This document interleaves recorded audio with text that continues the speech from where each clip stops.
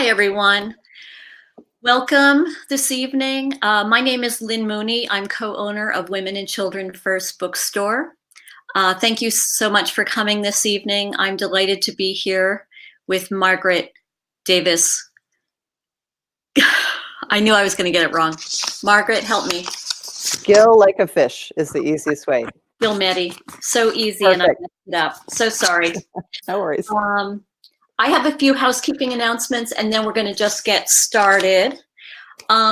First, we begin all of our virtual events the same way that we used to begin our in-store events, and that is with a land acknowledgement. Please join me in taking a moment to acknowledge that the land on which the bookstore stands is the occupied, unceded territory of the Peoria, Potawatomi, Miami, and Sioux people. That taking away of land links both past and future in a legacy of injustice and violence that has yet to be repaired. We encourage you to learn more about land acknowledgements and about the rightful owners of the land where you are this evening by going to the website native-land.ca. Speaking of our brick and mortar store, for the fall, we are open. Our new schedule is Tuesdays through Fridays from noon to 6 p.m. and Saturdays and Sundays from 11 a.m. to 6 p.m. We are currently closed on Mondays. Even though the store is open for shopping, we continue to do all of our author events virtually. For example, this month we are hosting events with the disability activist and artist Riva Lehrer, the poets Yvonne Zipter and Tara Betts, and the globe-trotting phenomenon, Sandra Cisneros. So please follow us on social media or visit our website, womenandchildrenfirst.com, for dates and times. Just like tonight, you can sign up on Eventbrite and see them on our Crowdcast channel. Now, a few tips about tonight. You can use the chat bar on the side of your screen to talk to one another and virtually applaud Margaret anytime you want.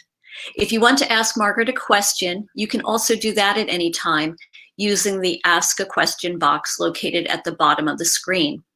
And also at the bottom for your convenience is a Buy the Book box, so check that out too. Okay, let's get started. As I said, it's such a pleasure for me to be here this evening with Margaret Davis Ghielmetti. She has lived on 4 continents and has visited 50 countries. She is a live lit storyteller who has won 2 story slams with The Moth. She is the creator of the solo show Fierce and was included in this year's New City Lit 50. She is also a photographer. She and her Swiss-born husband Patrick live in Chicago. I'm here with Margaret tonight because we got to know each other a little bit these past few years through Women and Children First's Women Aging with Wisdom and Grace discussion group. So I also know that she's an astute reader and has a tremendous amount of self-insight that she's always very willing to share. Margaret, would you like to get started by doing a little bit of reading?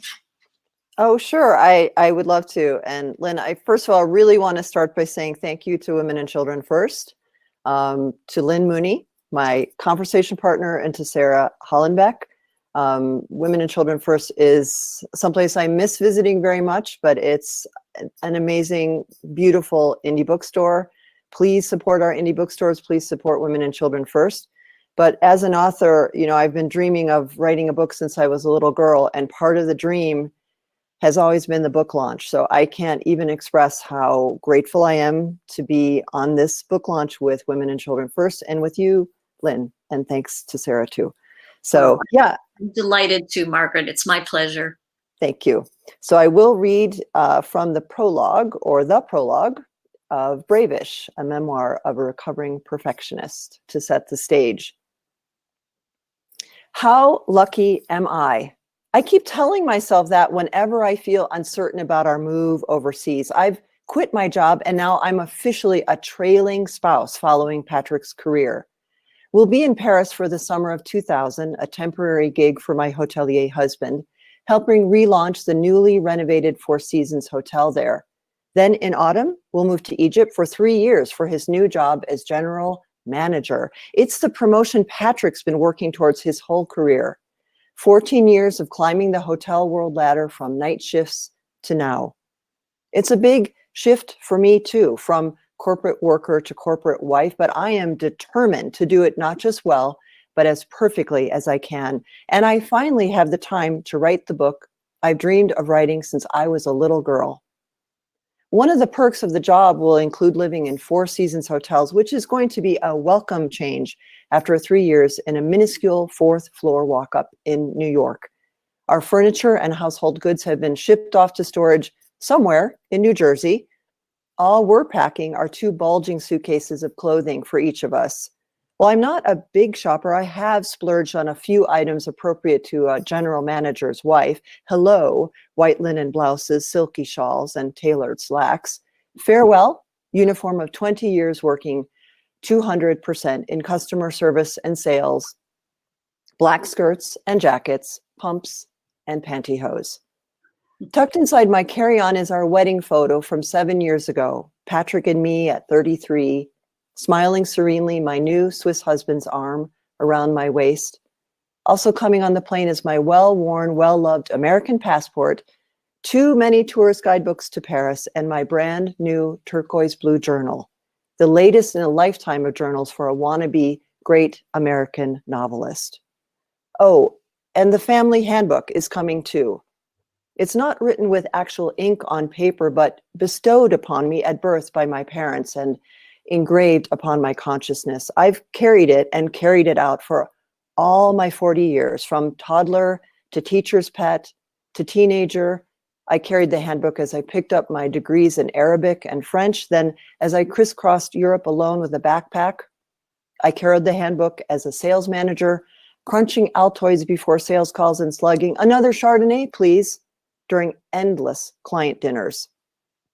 I always assumed everyone had gotten a family handbook just like mine. My 3 older brothers had gotten theirs. Mother and dad had gotten one at birth too. I never gave it a second thought. The Davis Family Handbook. I solemnly swear to abide by the rules, including but not limited to, repeat, how lucky am I? Stay grateful and glass half full even when I'm already homesick for places I haven't left yet. My childhood Evanston shaded by sturdy oaks, my grown-up Chicago lapped by our mighty lake. New York City, where Patrick and I have worked hard, played hard for these past 3 years. Definitely repeat, how lucky am I when I'm missing my interested in everything mother and my sweet, smart, silly dad. Repeat, how lucky am I even when I'm moving 4,000 miles away from the best friends in the world who are always up for hours of laughter. Sure, I'll keep in touch with the occasional expensive overseas phone call, but that's not the same as catching up over coffee. Repeat, how lucky am I? Especially when anyone tells me how lucky I am. If you want it done right, do it yourself. Actually, do it yourself no matter what, preferably yesterday without any help. I've just moved my parents from the big family house into a retirement home apartment. I've Excel spreadsheeted my way through the bid process for Patrick's and my international move. Since day one of our marriage, I've managed our finances down to the penny and planned every one of our trips in excruciating detail. Measure twice, cut once, I learned growing up, but I measure as many times as it takes to ensure perfection. This includes my novel to be. I'd already written a little book at 10 years old. A tomboy with long brown hair runs away from home to tame wild horses in the wilds of Wisconsin. One day, though, I realized a fatal flaw in my plot. My heroine was sleeping outside under the stars, which would only be possible in summer. She survived on apples, which she could only have plucked from the trees in autumn. I promptly ripped my manuscript into a million pieces. No gray areas for me. Always put others first. I mean, I love to make people happy, and my parents have reminded me that in marrying a responsible and successful man, I have hitched my wagon to Patrick Starr. So, of course, his career comes first now. And in any case, the Ritz-Carlton Hotel Company has never once suggested that I keep my sales job once I've moved an ocean away from my clients. That wouldn't work, and I can't work overseas anyway. I'll be on a dependence visa. So it's onward to the next career, what's known in international relocations as the trailing spouse. And while I hate that term, I love that I'm earning the bragging rights that come with no longer just being a traveler.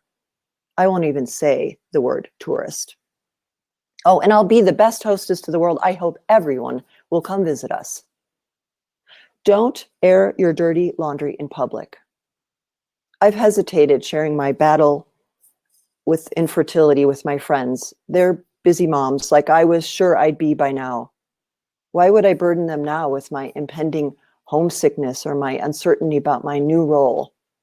I'm off to places people only dream about while they're schlepping to the grocery store in a minivan, so just smile, Margaret.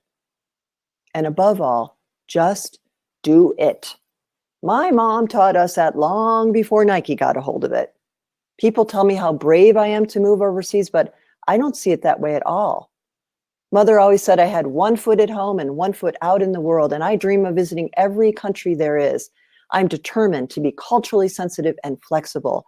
My parents taught us to treat everyone the same and with respect. People are people are people, they'd say. I've always been a travel, now I get to be an expatriate, best expat ever. All I have to do is say yes to everything, hold my head up high, and always be brave. So yes, we're off. And I've got this. I think I've got this. I've got this, right? That was wonderful. Thank you, Margaret. I loved what you did with the family handbook in Brave-ish. I love that you took this thing that was internalized and personal and had never been written down, never spoken of probably, and you made it your own by writing it down. You wrote it down, you dissected it. To me, that's such a writerly instinct. And as advice goes, the handbook turns out to be mostly fine and well-intentioned, except when taken to an extreme. And it seems like between nature and nurture, perfectionism and a desire for control were in your DNA. Absolutely. Absolutely.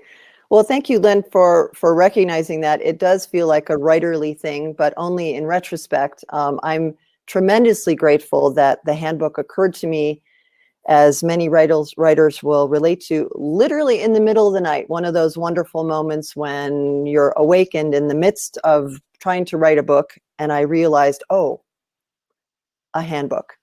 And I was tremendously relieved because in writing, I was looking for that arc. I kind of knew where I was, I knew where I was starting and I knew where I wanted to end, but I didn't have the umbrella to hold it together. So when I had that epiphany in the middle of the night, I was very, very grateful because I could take it from there. And it really helped me to see exactly what you're saying, how powerful the rules and roles that we inherit are in our lives. And what, honestly, I think a magnificent struggle it is for anyone on the heroine's or shero's journey to try to recognize these rules and roles and to try to keep the best part and leave the rest, not just to transcend them, but to take the good part. It really helped me to see that my parents had also inherited a handbook. They hadn't actually written the handbook to torture me. They had gotten it and were doing the best they could, as we say, within the limitations they inherited themselves. Right. That's such a great thing to remember. It's a hard enough lesson for ourselves to learn to be kind and gentle to ourselves. I know for me and my journey, learning to be kind and gentle to my parents was harder still. Yeah. Yes, I feel lucky I had the opportunity to spend quite a bit of time, as readers will see, with my parents before they died. And they were truly two of my best friends, but that was after many, many years of us growing up together. So before I wrote Brave-ish, I had, as you mentioned, thank you for that, written and performed a solo show about growing up with my mom, because it really took me doing that work and recognizing that what had happened was my mom had, let's say, said some things when I was little, and I carried them into my adult life. So it was a case of, this is not original with me, but what happened and what I made it mean. And so I had to go through that work really before I could go into this book, because it really informed my growing up, I have to say. A little bit late in life, but better late than never. Yeah, we take the gifts when they come. I think we're going to talk about that a little bit more later, but I want to make sure people understand how integral to this book travel is. And I think you write about that so well. Your descriptions of people and places are so vivid. I really felt like I was right there with you, or you and Patrick, so often. But one thread, and you've touched on this already, is the difference between travel versus living in a place for an extended period of time. You seem to learn so much in each country you visited. And in many cases, you had done so much prior work. You already spoke French, you had minored in Arabic. But despite those things that you already brought, you did face tremendous challenges as well. Would you like to talk about that a little bit? Sure. I think that's perfectly said, because as the reason I like to read the prologue is that I hope it sets up that the narrator goes into this new adventure completely unprepared, with a great sense of enthusiasm and adventure, but very little understanding that it's also going to be hard. And I do think I would not trade a minute. No, that's not true. I would trade some of the minutes. I have to say, some of the minutes I would trade them. Monkey minute. Monkey minute that will be carried later. Monkey minutes. I'm stealing that, Lynn. I definitely did learn so much from each country. I would say what I had to learn by doing several moves, and we've moved something like 18 times, is I always assumed I would just be settled in within 24 hours. Then I gave myself 48 hours, then I gave myself a week. Then I gave myself eventually a month and 6 months. And now I just say it's going to happen when it happens. But I think I was ill prepared for how hard it is for anyone to move, and certainly to move to a different country, a different set of rules, a different set of roles. Since I went into it, and I still really, truly love the world, and that's why I started to write this book, is my love for the world. I was completely unprepared. And as readers will see, what I was least prepared for was to ask for help. So a lot of people ask me now, people who are considering moving overseas, what is the advice I would give to my younger self? It's ask for help. I did a lot of research. As you said, I speak other languages. I'm well-traveled. But I had to learn to really throw myself on the mercy of people and be a lot more honest about how baffled I was, how bewildered I was, how lonely I was, how angry I was. I wasn't even aware that I had those emotions when I was 40 years old, let alone knowing how to express them and how to get support around them. It's been very touching to me. Several of my dearest, oldest friends have said to me after reading the book, I'm so sorry. If I had known that you were so sad and so lonely, I would have been there for you. And I say to everyone, thank you, everyone who's on this call and everyone who said that. I know that now. I didn't know then how to ask for help when I was baffled by other countries, and that was not disloyal to other countries, because that was another big fear I had, was if I say anything against X country, I'm somehow being a bad global citizen. I extrapolated out from, gosh, I'm just lonely and scared or bewildered and tired, to I can't say anything against another culture. People will misinterpret that. They'll see it as politically incorrect. Absolutely. Instead of Absolutely. Just a personal emotion in the moment. Exactly. Yeah. Do you want to take a moment to read again now? Sure, I would love to. I'd love to read Monkey Moments, Monkey Minutes, because this is a time, just to set it up a little bit, this is about 2/3 of the way through the book. Patrick and I have moved several times by now. We're living in Singapore, but I'm spending quite a bit of time going back and forth to Chicago to be caring of my mom near the end of her life. And we got an opportunity in 2013 to visit India with a dear friend of ours, Armando, who's really an India expert. And I asked my mom, who, yes, gave me a lot of rules and rules, but always said to me, go. My mom said to me since I was little, go. You know, you need to be in the world. So even though my mom was really unwell, she said, go. So we went, and we went in the middle of summer, which Indian friends told us, don't go in the middle of summer, but we did. And we went in this unair conditioned former taxi, which thank God had seatbelts. And we traversed quite a bit of India. And this is coming sort of towards the end of the India trip, where we have been receiving emails from Indian friends saying, visit one more place, visit one more place. And of course, I keep saying yes, and Patrick keeps saying yes. And so we get one more email. So forgive me for 1 second. It will take me just a second to get to that section. I'm going to mention right now, Margaret hasn't said this, but she's actually in Switzerland right now. Oh. and a little bit sleep deprived. She tried to sneak in a nap this afternoon, but. Thank you, Lynn, for saying that. So if I look super spacey, y'all, you're doing a wonderful job. So I'm just scrolling through here. I know that tech guru friends, you would be telling me a better way to do this, but I'm almost there. Okay. So this is when, as I say, we've seen several places in India, and we get one more call from friends. Forgive me for the delay. Almost there. No rush. Okay. We really should have stopped looking at helpful emails from Indian friends, as one more writes, you simply must see the ruins of India's largest fort. The Victory Tower at Chittorgarh is not to be missed. I'm thinking, oof.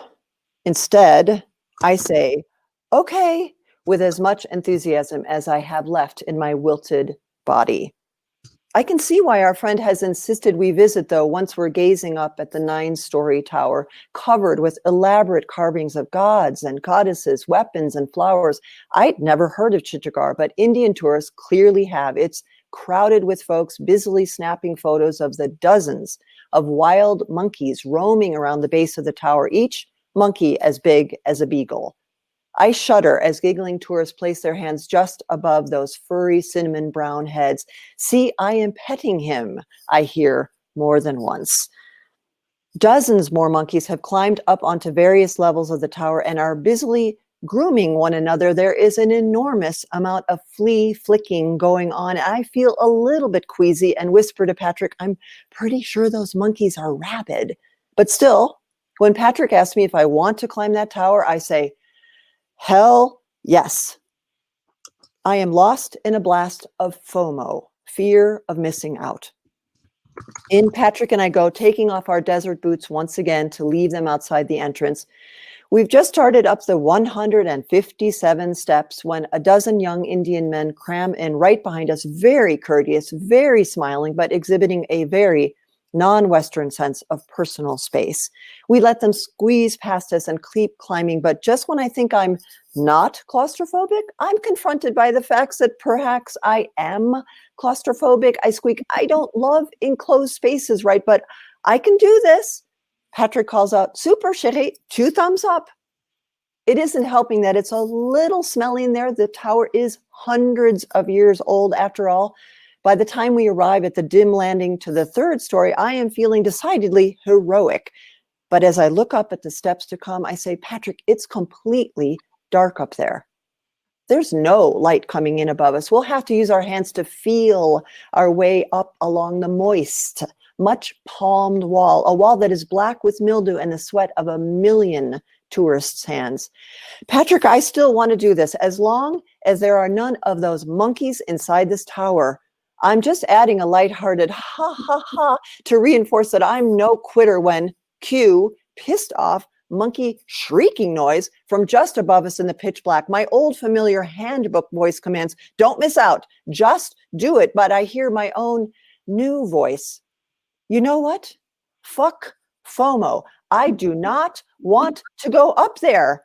I turn on my heels yelling, that's it, Patrick, I'm out of here. He calls back, you all right? But I'm too focused on descending the sweaty, slippery steps to respond. As I'm groping my way back down, a monkey leans in through a window slit, yellow teeth bared, hissing, and takes a swipe at me with a withered, leathery paw. I scream, yo, I am leaving your freaking tower. Give me a break. At the base of the tower, I grab my boots, stumble out into the bright sun, and collapse onto a bit of wall in the shade of a scrubby tree, 20 feet from the tower. I rub my sweaty palms dry on my pants legs. I gulp in hot but open air. As I gulp, my photo is taken a lot. I appear to be the first Caucasian some tourists have ever seen, as there is a lot of stunned staring at me, which turns to shy, smiling when I smile. I wait for Patrick, catching my breath and smiling for photos for half an hour. Then I get nervous. Where is Patrick? I'm ashamed to say that I'm wondering if he's being raped by monkeys. I don't even know if that's possible, but that's what I'm wondering. So now I'm feeling anxious about my husband and also ashamed that I wasn't brave enough to reach the top. I could be there now, enjoying the view or helping fend off rabid monkeys. Whatever happened to just do it? Child, I hear the voice of God. Listen to your heart. You don't need to be blindly brave anymore. Bravish is enough sometimes. I'm just about to ask, really, God? When Patrick emerges from the base of the tower, surrounded by young men, all of them laughing, after he shakes their hands, he grabs his boots and walks over to me, beaming, saying, everyone took my picture at the top of the tower. Some ladies up there even put their babies in my arms for photo ops. I ask, who on earth would take a baby up there? And he laughs. Point well taken, Shitty, but it was fun. I'm sorry that you missed it. Normally, I'd be feeling jealous by now of the experience Patrick had that I wanted to have too. Instead, I'm really enjoying the moment. First of all, with all these cameras on us, it feels like we are celebrities in Chittagong. Most importantly, though, I realize that it's okay for me not to have kept up with Patrick, not to have reached the summit, not to worry about being less than or left behind, not to be brave if I don't feel brave. It's taken me over 50 years, but it's time for me to feel what I feel. Ask myself what I want. Go all the way up or not. Set sail or rest safe in port. Occasionally, at least. That was wonderful. Thank you. Thanks, Lynn. And you get better at that as the book progresses. you point out those moments where your old self would have had that knee jerk. I have to excel. I have to be perfect. You know, there's some set of eyes watching me and making sure, you know, that I need to be perfect. And you achieve such grace during this journey. Thank you, Lynn. The next part we were going to talk about is sort of this parallel thread in the book. This is a travel narrative in the tradition of classic travel narratives. They're some of my favorite reading. But yours is also paired with a very important inner journey. And sometimes it's quite explicit, like you just read, those moments when you feel connected to a higher power and you feel like you're getting guidance from a higher power. And also you and your husband take various classes. But it also comes through in a more subtle way. The reader gets to see how your relationship with your mother evolves. And it's interesting, it's almost as if maybe your mother is learning from you and taking some cues from you, because it's clear that she's softening too. And maybe it's just the aging process, but the strength you find and the progress you make, it feels very much like it's met by her and you get a good result. And I was so pleased for you about that. And also your journey with Patrick. The evolution is, as I said, both explicit, and you show us without having to talk about it much, which I loved. There are darker things in this book. As a younger woman, you struggled with alcohol. You and Patrick were not able to have children, which you very much wanted, and caused tremendous pain. You write with utter candor about these things and the heartbreak you felt. And as you've already touched on, I was really struck by how we don't know until we've walked in that other person's shoes. And I'm sure to your friends, you were always that smart, sophisticated, talented friend who threw open her doors and was the perfect hostess. And I'm sure your life looked perfect and enviable to them. So part of your journey, as I was reading it, was reconciling those two realities, the both and, the good fortune and the heartbreak, the abundance and the loss. And being abroad, you do it practically by yourself because of, with all the blessings and joys of travel, it can be isolating. You are often by yourself, literally, without the support of friends and family. Do you want to talk about that inner journey a little bit? Yeah, and thank you. You touched on many, many things, and I appreciate that. I would say together into some Oh, indistinguishable. no. I mean, to me, in my reading of the book, they're very distinct but related themes.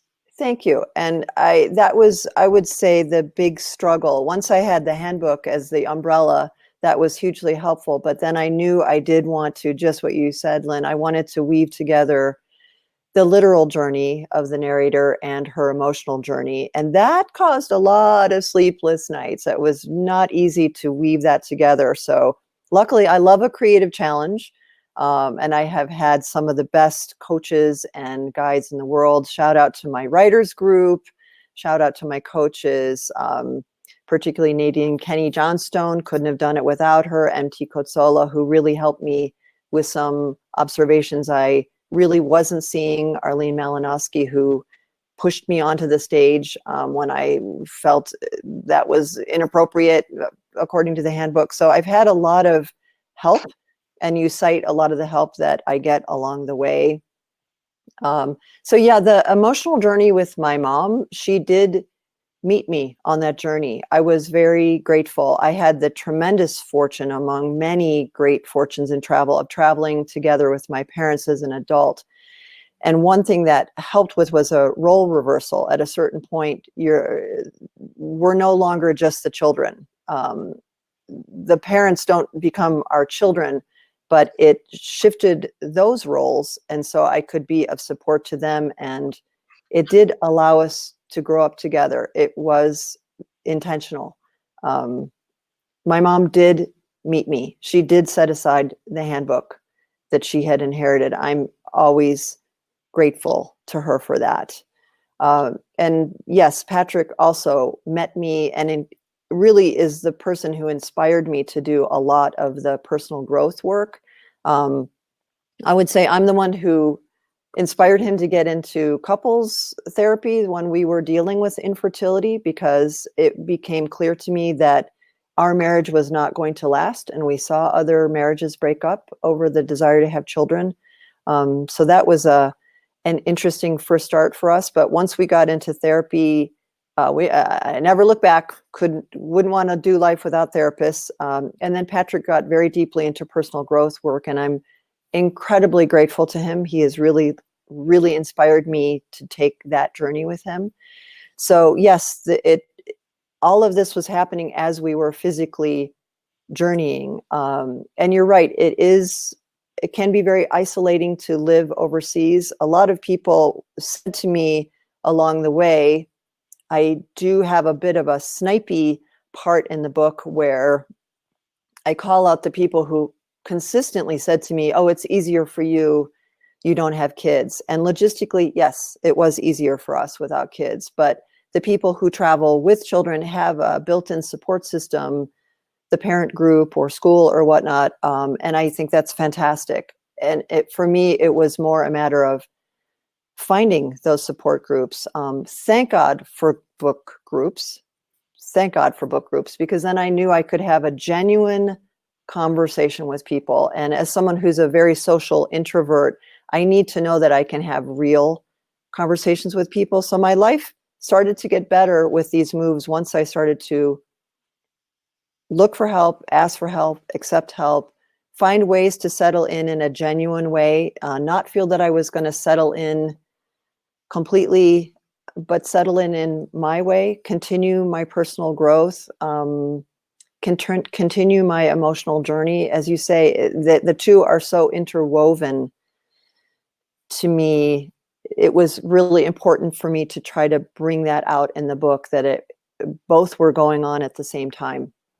But yes, I'm tremendously grateful to anyone, and this includes my friends too, who have, as you said, met me on the way, who've been willing to grow, because I have friendships that date back to junior high school and high school. I have a girls group. We still get together from high school, but we've had a lot of ups and downs. And if people aren't willing to meet us, I couldn't be more grateful for people who've been on the journey with me back home on the road. So I'm not sure if that answers your question. Although, as you were talking, I realized you haven't talked about your father yet. And I came away wishing I had known him. He sounds just like a lovely, fun, I don't know if eccentric is the right word, but full of joy, and he loved what he loved, and he was right there about that. Can you talk a little bit more about him? Yeah, I would love to talk about my dad, because he's another person who, he didn't meet me on the path same way my mom did, but a lot of me comes from my dad. So my love for improv is absolutely, my dad was ready to riff at a moment's notice. My love for books, my love for history, my love for photography. He was the driver to my navigator on all those trips, and just a really dear man, and an example of what a really good man, along with my brothers, to have good men in my life allowed me to pick a good man to spend my life with. And I'm grateful to my dad. The thing I love to share about my dad was, once I got into sort of my creative resurgence after 50, my mom got to see that I fell in love with improv. Patrick and I did improv at Second City, and she saw how happy I was. And then she was still alive when I just started storytelling. And the first story I told was Monkey Tower. And to see my mom love that was a real satisfaction. And then my mom passed away, so she didn't see my solo show, which was really about in honor of her. And she didn't know about the book, although I believe on a spiritual level, shout out to my parents, that they do know on a different level. But my dad lived until I was deep into memoir in a year at Story Studio, which was a fantastic, fantastic program. And at a certain point, I was telling my dad, I used to go visit my dad, every day at the end of his life, but every few days my brothers would go too, particularly my brother, Charlie. And my dad and I loved to do crossword puzzles. So we would do what we call noodling on the crossword puzzle. And my dad knew so much esoterica. I know a lot of weird stuff, but my dad knew everything. So we're noodling away. And then I said, Dad, I need to tell you, in my story studio group, I talked about you, and everyone's fallen in love with my dad. So here's my dad. Long pause. So if everyone's fallen in love with your adorable, charming dad, should we be talking about my cut of the royalties? And I'm like, okay, Dad, yeah, we can talk about that. Why don't you throw out a number? Pause. 50%. I'm like, oh, 50%, Dad. So you're going to take 50% of my royalties because you're so adorable. And he's like, well, it's a thought. So we continue noodling. And after a while, I said, Dad, I have to just tell you, I'm I'm not 100% comfortable with that number. Could we revisit that? Yeah, we can revisit that. I'm like, so Dad, just what's another number? You know, after you've rethought it. And he's pause. 51. And that was my dad. I loved that. That was my dad. He was really a spectacular person.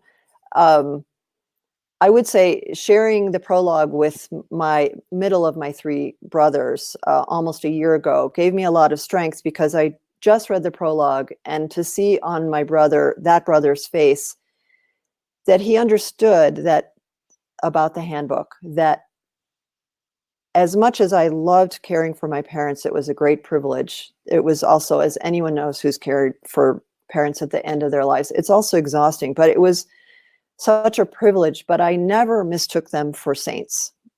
Not by that age. I never thought they were other than what I hope for myself, flawed human beings.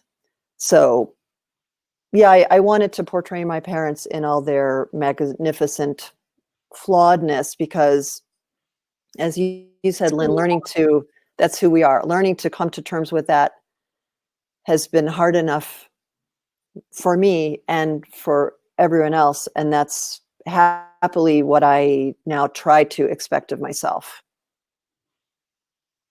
That's great. That's great. I'm going to just jump in, since you mentioned the Family Handbook again. I noticed in the questions from the audience, somebody asked, did Patrick come with a Family Handbook? Oh, hell yes. Tell. Yeah, Patrick, you're on the call. So run down the stairs and throttle me if I get out of control here. I would say one of the things, meeting Patrick, first of all, I really felt he's the nicest man I've ever met, on a par with my dad and my brothers. And that is the most important thing in the world to me. But also, even though we're from different countries, we're pretty much from the same family. So we got a lot of the same rules. His are slightly different. If I may say, his skews very hard to the work, work, work, work, work, work, work, work.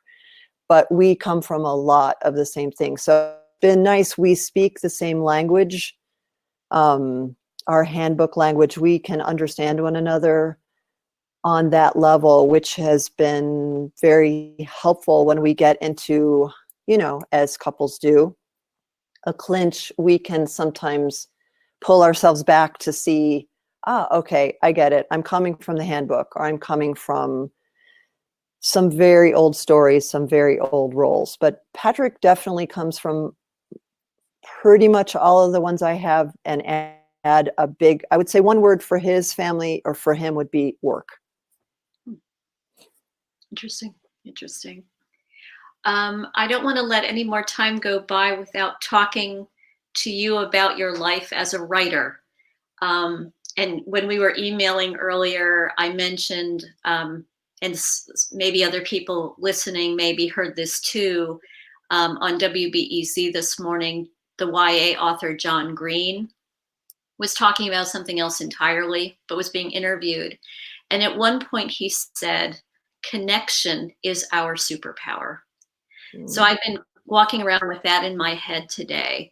And I think in the context, he was talking about people and human relationships and that connection. But he is a writer. He's also a filmmaker. So I was mulling over in my head, that this is so true also about writing and art in general. So in Bravish, you always have that turquoise writing journal with you almost every moment, and you're referencing that you have it. It's like a talisman for you. But you also seem to have kind of an approach avoidance thing going. Yes. And that's part of your journey. But throughout the book, you keep talking about writing fiction. Now, I knew as a reader, the book I had in my hand, that book that you've just published, is a memoir. So that got me thinking about, and I think this might have been a book we read in the women aging group, the idea that your life can be your creative act. Your life can be your output, your generativity. Don't have the right word there. But where that got me was thinking about the fact that you have lived an extraordinary life. You've had adventure, the hospitality you've shown people, the deep connections you've had. But then in writing a memoir, it's almost like you're having a second creative act. You know, I'm not saying that very well, but it's like spreading and growing and repeating. So part of it was I was just admiring your choice to write a memoir, but I also was wondering how you felt about that switch, or, you know, what brought you to writing a memoir rather than a novel at this point in your life? Okay. Well, I will say it wasn't me really that made that choice. After a certain presidential election in 2016, You mentioned this. I think a lot of us were despondent, and I thought, what can I do? I was already doing some other creative work, and I thought, I'm going to do another solo show. I'm going to write a solo show with my travel misadventures to share with the world that I feel the world is not my enemy, which is really my rallying cry, and is still my rallying cry, and to push back against that. So I started to write another solo show. And as I wrote, it occurred to me, I'm not writing a solo show. What the heck? It's a memoir. I didn't make that choice at all. It chose me. And that subsequently, the dates aligned for memoir in a year, and I knew that the muse had spoken to me. It's a memoir. It took me by surprise, and to your point, Lynn, I do believe people's lives are a work of art. I did just give a big sigh of gratitude for you saying that, because that's very hard for me sometimes to take on. But I do believe that's true for everyone. And when I realized I've been writing a book by living the book, now it's just up to me to write it down. That's when I started really writing the book, was seeing that the memoir had written itself by virtue of the fact that I'm still alive at 60 years old. So it's been writing itself. I just needed to write it down. And you had But all those travel notes. Oh, thank God. So anyone who knows me, I'm super OCD, which you get from the title and from reading about me. And I did write these trip reports home primarily for my parents, knowing that they wouldn't be able to travel to see us in these really amazing, wonderful places. And so I had 700 pages of trip reports. If anyone is a writer out there, please get Scrivener. I was able to dump everything into this word processing program called Scrivener, and then start winnowing out. Oh, I cut a lot of stuff. So my next project is probably going to be something around all the stuff that I cut, because I still have all this raw material, but it was super helpful that I did have those written documents. And since I am so obsessive, I had a lot of detail, and it was a matter of choosing what served the narrator's journey. But I didn't have to invent stuff. I did have quite a bit of stuff written down. Thank God. You had the snake soup and the ice cream when you were advised not to eat ice cream. Yeah. Snake soup, everyone. Highly not recommended. I'm looking at audience questions again. I think these two may be tied together. One person asked, what new adventures do you have to be brave-ish about? And also, if you wrote your own handbook now, what would it contain? Well, I'll go to the second one first, because I do revise the handbook at the end of the book. But that would be a fantastic challenge, to start a fresh handbook. I do really think my handbook now would be ask for help, accept help.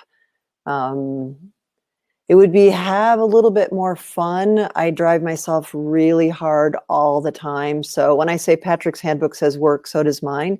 So my new handbook would be have a little bit more fun. My mom was always saying to me, please get into the right-hand lane, meaning let others people drive by, sort of a smell the roses kind of thing. So a lot of gentler, kinder things.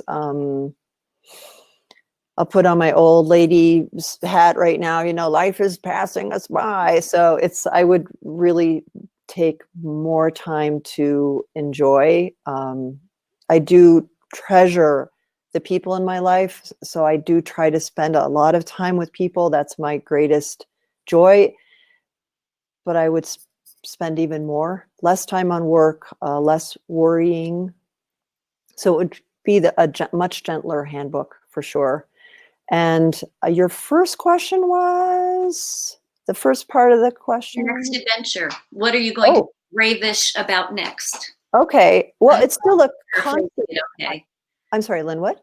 I just said I hope I'm paraphrasing the question okay. Okay.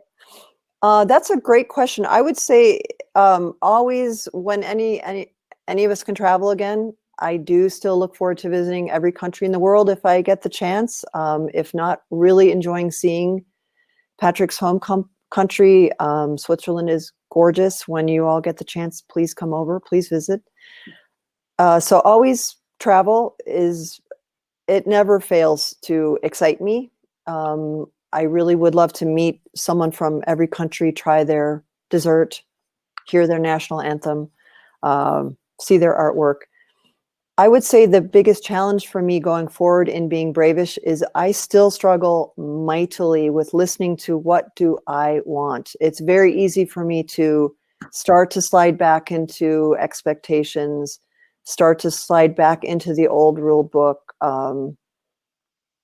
I still have to listen. It's the bravest act for me in many ways for myself is to listen to what do I want. Because as a recovering people pleaser, I do know the easiest way to get an emotional payoff is to take care of someone else at the expense of myself. It's an immediate, like an addictive jolt of emotional payoff. And so for me to be brave-ish around that, to continue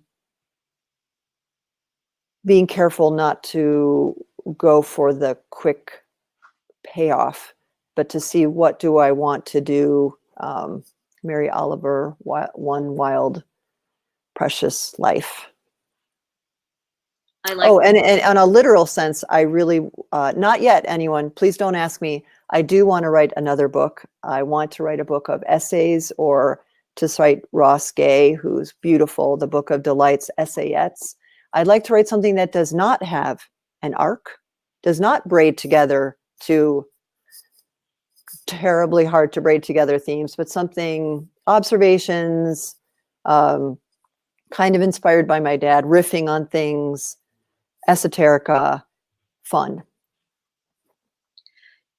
Not fun in content, important and serious in content, but at the store we've had having a conversation about the latest Eula Biss book and the short pieces, and somebody shared with me that someone referred to the breaks as the mic drops. Oh, wow. Between the short essays. Nice. Just to follow up. Nice. Someone in the comments has given you a title, Gentle-ish. Oh, thank you. Thank you, Ellen. I see you on there. We have a few more minutes. There were a couple questions that were the writer side of things. One is if you have any advice for someone on that horror, the facing of the blank screen. And on a lighter note, and I think this is appropriate because you're so beautifully color coordinated with your book cover there. How did you feel when you saw your cover? Oh, I love the cover. I'm going to come back to that other question first. And I happen to know that's from my book guru, Don Henderson. Thank you for that. the cover, I'm delighted about, because as you know, I've been dreaming about this book since I was a little girl, and it always had a journal on the cover, and it always had something with the world. And so She Writes Press, their designers, did a great job. I did, at a certain point, after doing several iterations of this, I did get a note from the publisher saying, okay, that's enough. So my perfectionism in my mind, since I'm such a visual person, I would have happily tried out literally every typeface in the world, cursive, non-cursive, every possible color. It's just so fun. Why wouldn't you want to do that? Thank you, Lynn, for understanding me. So I love the cover. I'm really, really grateful to them. That's one of the reasons I chose She Writes Press, is they're really dedicated to putting out a beautiful product, and that meant a lot to me. And to the first question, how to deal with the blank screen.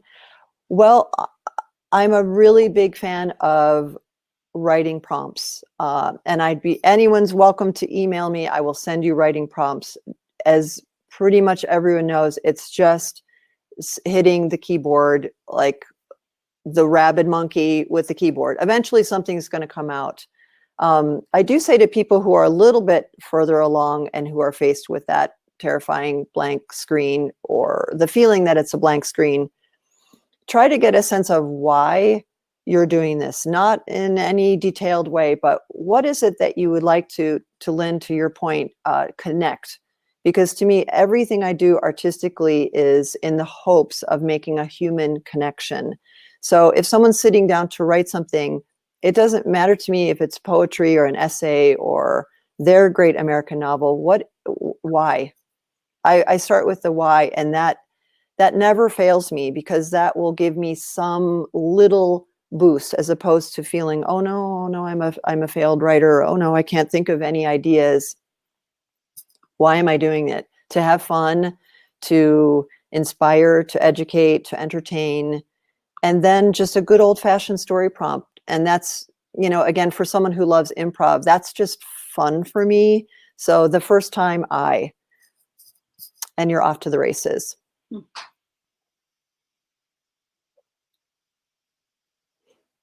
You're getting a lot of love in the chat column here, Margaret. Thank you. It might be time to wrap up. Is there anything else you were hoping to say? Oh gosh. Did I neglect to ask you something important? Oh no, Lynn, you're amazing. And Lynn has been the most fantastic conversation partner, working with me before this event to make sure that we touched on everything. So I can't thank you enough. I can't thank Women and Children enough. I can't thank everyone who's on this call. I see 87 people logged in. Thank you so much. If I could concentrate on two things at once, I'd be sending all sorts of little hearts back to everyone. This has been really a blast. And please, you all, support indie bookstores. Please support Women and Children First. They are doing an incredible job of rolling with the punches, opening, closing, mailing stuff out, letting a few people in, all sorts of amazing stuff. They're a political force to be reckoned with in supporting issues that are so important to us today. So please support Women and Children First. And yes, I'd love it if you'd buy my book through Women and Children First. And I really, really thank you for this. This is, as I say, this is part of the dream of becoming an author. You've helped make my dream come true. My pleasure. I had a blast. Thank you for letting me, Margaret. Thanks, Lynn. Okay. Bye, everyone. Thanks for being with me. Bye, everyone.